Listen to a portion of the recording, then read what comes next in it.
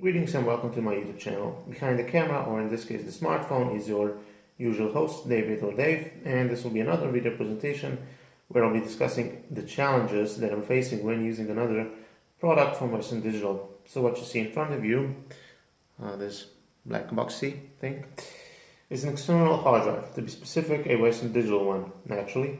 My book Essential, 3 terabytes with its USB 3.0 interface. Well, at least that's the enclosure as such that came from a 3 terabyte model, meaning the original drive that was inside was a 3 terabyte in capacity. Western Digital again, Green Edition.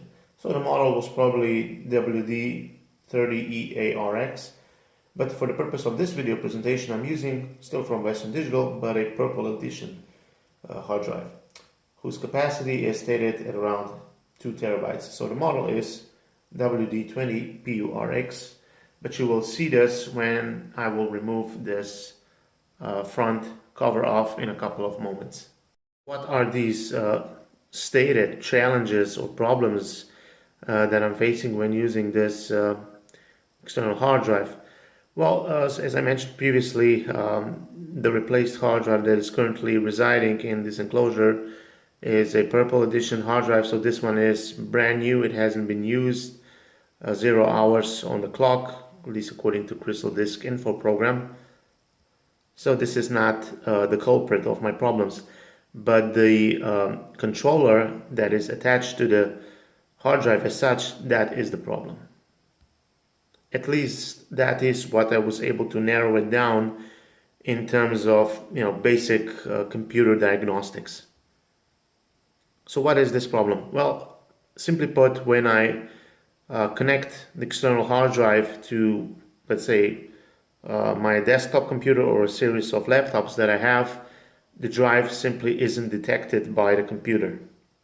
Because usually when you would attach this external hard drive to your laptop computer or a desktop one through one of its available free open USB 2.0 or 3.0 ports in that case, you would get a notification in the bottom right side of your screen that WD MyBook 1140 has been connected and it is being processed through the SCSI Enclosure services or the SES driver, so that you could then, through disk management, make necessary changes to the hard drive by deleting partitions or adding new ones and so on. So this doesn't even happen as a consequence to that, because when you plug in this external hard drive, even the light on the enclosure, of course, or on the controller isn't lit. But if you press the button on the back side of the enclosure and turn the external hard drive in that manner, even in that case, the drive isn't detected. But that only means, again, that only the controller is the culprit. So not the power adapter that is supplying enough juice or energy to power up the drive. It's also not the cable, which I have diagnosed or swapped it with another one to go through the process of elimination. So it's definitely the controller that is inside. And of course we will, towards the end of this video presentation, have a look at that as well up close. Before we proceed to the actual visual presentation on the actual problem as such, I'm going to give you a quick visual overview of the entire enclosure, so the back, front, top, bottom, so that you'll be able to see that the enclosure as such is pretty much in mint condition. So first, the back side view. You can see that these vent ports are not broken or chipped anything. So going to have a look at this angle.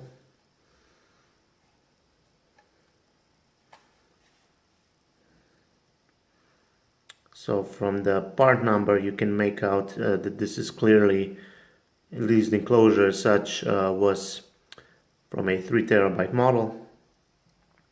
Here of course you have the Kensington lock port. This is the power on button for the drive, the USB 3.0 interface, and the DC in power jack. So let's look at the bottom side. Again, also you have these two rubber feet, black, they're still present. So still okay. And then the top view, also nothing damaged. So now we're going to look at this side. Very nice and shiny, glossy, so no scratches. Again, also on this side, very nice. And then the front view. This is where you would have a visual indication that the drive is accessing files, the WD logo. So all of this is okay. So now I'm just going to remove this plastic front covering from the rest of the body, and then we'll have a quick look at the hard drive inside. Then we'll connect everything up and use my laptop computer for assistance. I've separated this oval plastic slim piece from the rest of the enclosure or the body of thereof without, of course, breaking these latches that you see here. At least this is where one is visible. And the prying set or tools that help me with this task are the following. So this is it. I basically just use this metal prying piece or prying rod in order to do this. I didn't need the rest, but the rest are also useful. I'll put a link to these in the description box below, so you can get it on eBay for yourself. So there are actually, a lot of videos on YouTube that discuss on how you can separate this piece from the rest of the enclosure. So I probably personally won't make a specific video focusing on that, because you can just search the YouTube for that. I don't know, maybe I will, but probably not. Have just a quick look at the hard drive that is inside this enclosure and attached to the controller. So as I mentioned in the beginning of the video, Purple edition, Western Digital, 2 terabytes in capacity, WD20PURX model. Now this is basically brand new, never used, 0 hours on the clock. And of course here you have these 4 black rubber feet which work as a shock absorber, extending the lifetime of the hard drive. And of course here you have this transparent plastic piece that is then inserted into this hole on the rubber, which is attached to the controller, and underneath here you have a white SMD light. And then of course through this transparent piece travels right to the front of the enclosure, so you have a visual indication on when the drive is in sleep mode or accessing files and similar. So just flip it over, a little up close on the controller of the hard drive as well. And of course this is naturally the culprit. But where here on the circuitry, what is destroyed or not working, this is really beyond me. I do have some experience or basic knowledge on computer diagnostics, but nothing with surface mount devices or SMDs. Here you can also make up the numbers. But I'll show you this controller separate from the drive probably towards the rest or towards the end of this video presentation. So that's it. So I have my other helper ready for this video presentation, my older Dell Vostro 8860 model laptop, which is plugged in via its original allotted power adapter. This is of course the AC power cord. The other part of the cable is inserted into my AC wall socket, so I have the laptop powered on and the AC adapter is plugged in, and this is also the power adapter for the external hard drive. So I'm going to switch the camera to the left side of your screen. So again, I have the external hard drive ready to be plugged in via its USB 3.0 cable into one of the free slots on the laptop. Now before I go into the end problem as such, therefore attaching the USB cable from the enclosure to the laptop, I'm just going to go a little bit step by step. So first I'm going to attach the other end of the power cable for the external hard drive to its output jack port on the controller as such, to show you how that behaves.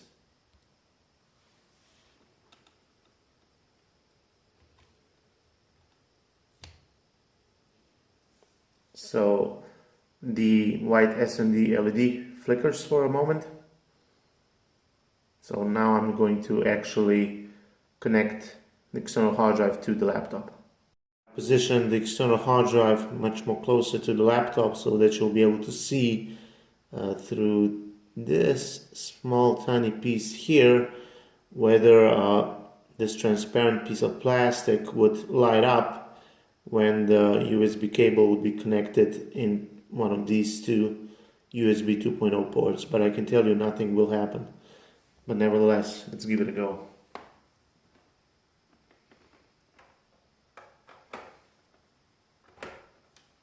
So you see, nothing happens. Because somewhere around here, of course, this notification area, you would get a pop-up saying, you know, WD MyBook 1140 or 1130 has been detected and the drive is recognizable and so forth. Nothing happens here. And of course, even that transparent piece of plastic is not lit up. It's not powered on. The SMD light on the controller isn't working. So this is the problem. Connectivity and detection.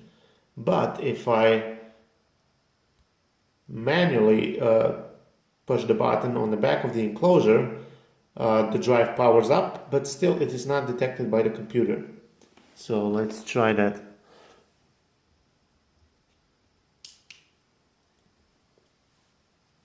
You can see it blinking, and you can probably also hear the drive as well. So it works in this manner, but you know, it's still not detected by the computer. I can also, you know, unplug the USB cable and reattach it, but still nothing would change. So let's try that. Okay, this is for the mouse. Let's switch it.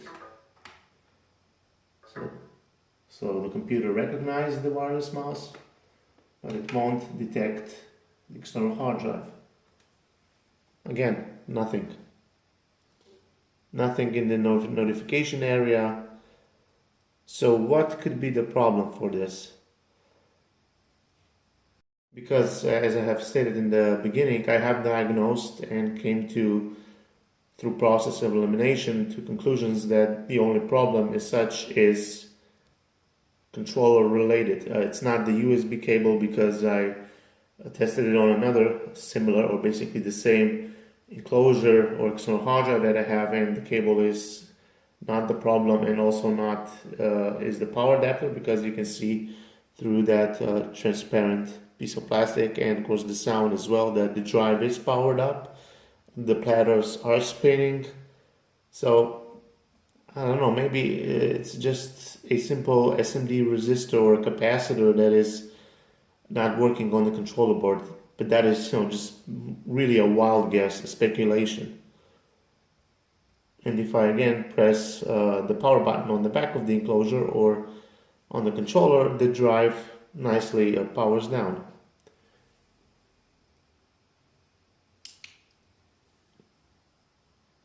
There you go, you see it stopped.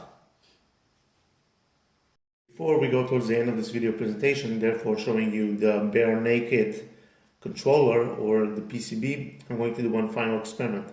I'm going to power on the external hard drive by pressing that button on the back, connect the USB cable, and then we're going to head on to disk management. Basically right clicking on the computer icon and then selecting manage to see whether the drive is perhaps visible, accessible through that menu.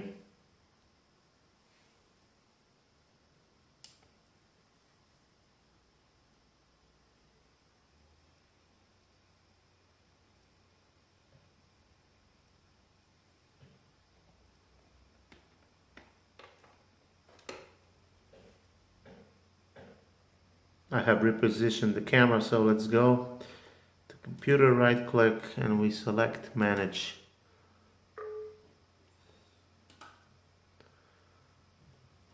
Alright, let's maximize this and let's have a look at the disk management. So as you can see, the external hard drive is still not detected or even accessible in this manner. I'll zoom in on the screen of the laptop. So as you can see, nothing underneath here, so no disk 1, nothing. Any ideas, suggestions, guidance before we proceed?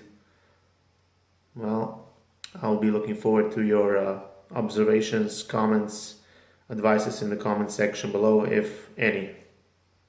So now I'm just going to disassemble everything, and we'll probably have one final look at the controller or the PCB itself. I have separated the controller from the hard drive, and we'll have a look at the first. So this is the controller. I had this piece of paper underneath in order to prevent any shortages from coming or occurring. Originally this controller had a black piece of paper. I lost it, so I'm using this as a substitute. So I can just remove this and give you a little overview on the numbers. So looking a little bit up close on this. Here you can see, of course, that the soldering joints for the connector, USB 3.0 connector, are firm, and also, of course, the connector as such isn't loose, because if the problem is in terms of connectivity detection, one might think that this connector has become loose, but it's firmly in place. And of course also the DC input jack port or connector is also firm. You can also see here the soldering joints, everything is nice and full. And also of course the power button, so no problem here. Now we flip it over. I'm going to rotate it, so again you can have a look at the numbers. So this is it. So where here could be the problem? We're going to go through every angle of the controller. I have already looked at this through the magnifying glass, and I couldn't find any visual indications that something is loose or poorly soldered or even burnt. So I'm completely lost. Because nevertheless, I would still prefer to keep this controller and of course its enclosure and use it instead of having to try to sell it. So if anyone has any ideas how to fix this or even where to look, I would be really thankful for your guidance or even direction on at least where to look. So let's rotate it again. So because if the problem is connectivity wise or detection, you have a lot of resistors here, so perhaps one of them is faulty, because the R signifies resistor and C is capacitor. I don't know, this could be perhaps a fuse, I don't know, I'm guessing. The one with the 0. So I really don't know. Maybe I can even zoom in a little bit towards the camera. Here you have a little bit of scratch right above the SW1 text. But like I said, no visual indication that something might be wrong. This is, I think, a transistor.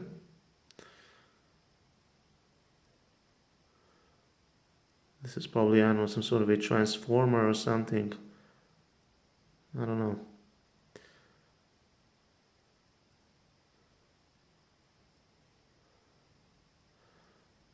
So let's flip it again.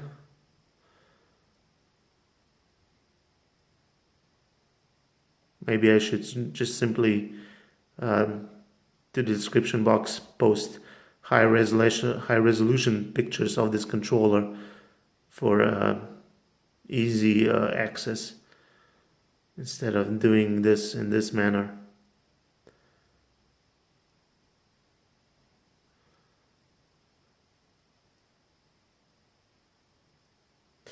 Well, so that's it. Before I wrap up or conclude this video presentation in terms of troubleshooting, diagnosing the connectivity detection issues with the Western Digital MyBook Essential external hard drive, in this case in particular, the controller of the ROM, a little history on this device. I bought the latter with its allotted enclosure, power adapter and USB cable about 2 years ago, 1.5 years definitely, second hand, and at the time, it was working perfectly, no problems. But then I think at about 4 months after the date of purchase, these problems started to happen. So I would plug in the USB cable and sometimes the hard drive would be detected, accessible, other times not. Sometimes I would, in the middle of my work, I would lose access to the drive and therefore, of course, naturally all the files. But at that time, I just brushed it off to perhaps a failing USB cable. So I thought I'll just replace or use another USB 3.0 cable and everything will be fine. Man, I was wrong, because about 6 months ago, the enclosure, the controller, failed as it did, as you have seen in this video presentation, and I lost accessibility or access as such to all of my files on that 3 terabyte hard drive. But luckily I had another spare controller lying around, so I was able to salvage all the data. Now, before the controller failed as it did, I remember that the firmware that came with this enclosure, it wasn't updated.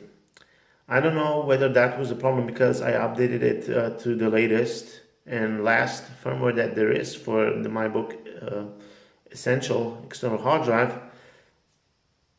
However, I don't think this was the accelerated culprit that caused the controller to fail, because I updated the firmware on my other MyBook Essential external hard drives as well, and they have no problem. So the problem existed prior to the update of the firmware,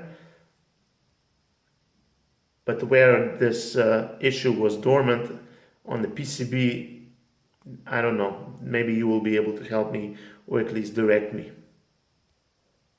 Because if this is a sort of an easy fix that you can do, like, I don't know, taking the controller and putting it in an oven and baking it at about, I don't know, 20 minutes at 280 degrees centigrade, therefore establishing soldering connections that might have been destroyed, or the connections between the SMD elements have become loose, well, great. I'll be able to fix the problem in this manner. If not, still, I would like to know if anyone knows this or had a similar problem, how to fix this or get rid of it and have a, again, fully functional controller. You can leave your suggestions, ideas, directions on how to fix this, or even confirm that you had similar or same problems in the comment section below. So share, subscribe, like, and we'll see you in another video. This is David. Goodbye.